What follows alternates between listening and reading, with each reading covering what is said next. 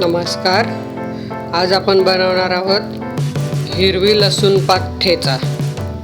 तर ही बघा, ही लसणाची पात आणलेली आणि ही मी बारीक करून घेतली आहे. 1 कप आहे साधारण. त्याला ह्या मिरच्या पण 1 कप घेतल्या आहे. 100 ग्राम आहे साधारण. हे कढीपत्त्याची पानं आहे 20-25. हे मीठ घेतलेलं आहे चवीप्रमाणे आणि हे तेल आपल्याला त्याच्यात आपण ती गरम करून घेणार आहोत. बघा, आता आपल्याला हे सगळं बारीक करून घ्यायचं आहे. ही मिरची 100 ग्राम, ही कढीपत्त्याची पानं आहेत 15-20.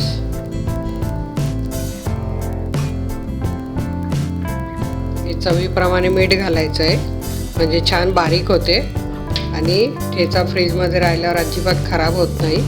आणि हे बघा, ही लसूण पात किती छान हिरवी, तिचं कापतानाच एकदम छान वास सुटलेला आहे आणि ही चवीला खूप छान लागते.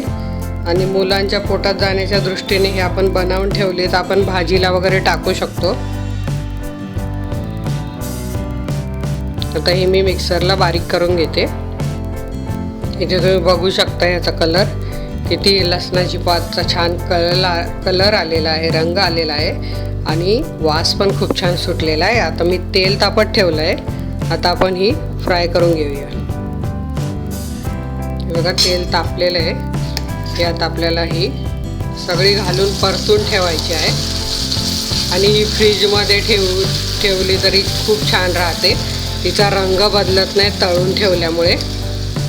आणि आपण कुठल्याही भाजीला पटकन टाकू शकतो किंवा चपाती बरोबर पण ही खूप छान लागते. बघा, याचा कलर किती छान दिसतोय, मस्त झालेली एकदम. ही आपल्याला फक्त 1 मिनिटभर परतायची आहे कारण ही पाणी न घालता बारीक वाटून घेतलेली आहे. त्याच्यामुळे जास्त परतायची गरज नाही, नाहीतर त्याचा वास पण निघून जाईल आणि चव पण.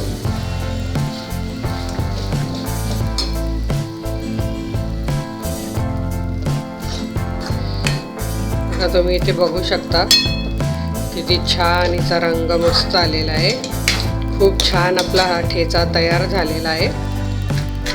आता हे मी काढून घेते आणि मी तुम्हाला याच्यापासून शेंगदाण्याची चटणी कशी करतात ती मी दाखवते.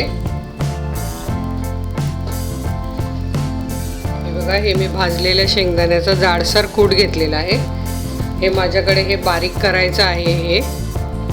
हे बघा, बघू शकता तुम्ही. याच्यात मी शेंगदाणे बारीक करून घेतलेले आहे. आता ही मी काढून घेणार आहे आणि थोडी त्याच्यात ठेवून शेंगदाण्याची चटणी बनवणार आहे.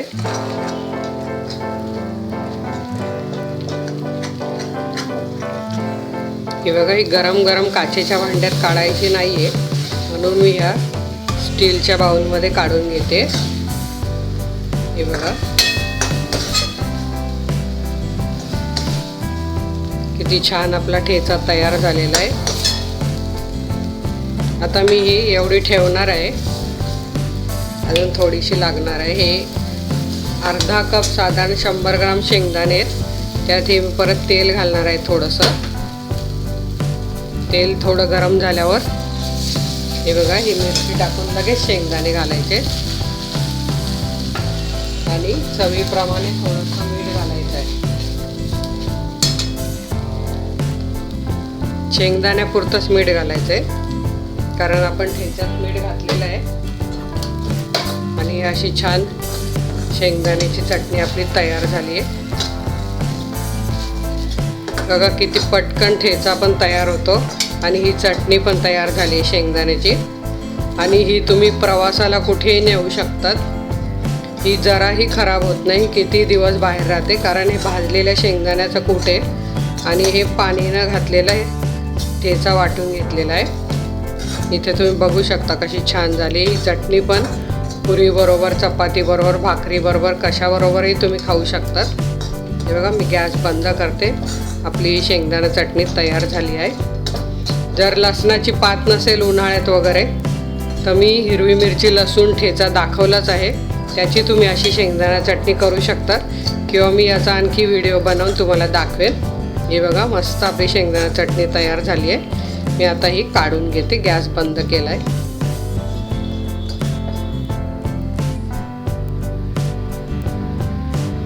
ही बघा, आपली ही हिरवी लसूण पातीचा ठेचा आणि शेंगदाण्याची चटणी तयार झालेली आहे. ही तुम्ही नक्की करून बघा, म्हणजे मुलांच्या पोटात हिरवं असं सगळं पोटात जातं. आणि तुमच्या काही प्रश्न प्रतिक्रिया असतील त्या माझ्या कमेंट बॉक्सला जरूर कळवा. तुम्हाला माझा व्हिडिओ आवडला असेल तर लाईक करा. आणि आता तुमच्या आणखी छान छान रेसिपी बघण्याकरता तुमच्या मोबाईल स्क्रीनवर माझा लोगो आला असेल, त्यावर क्लिक करा. धन्यवाद.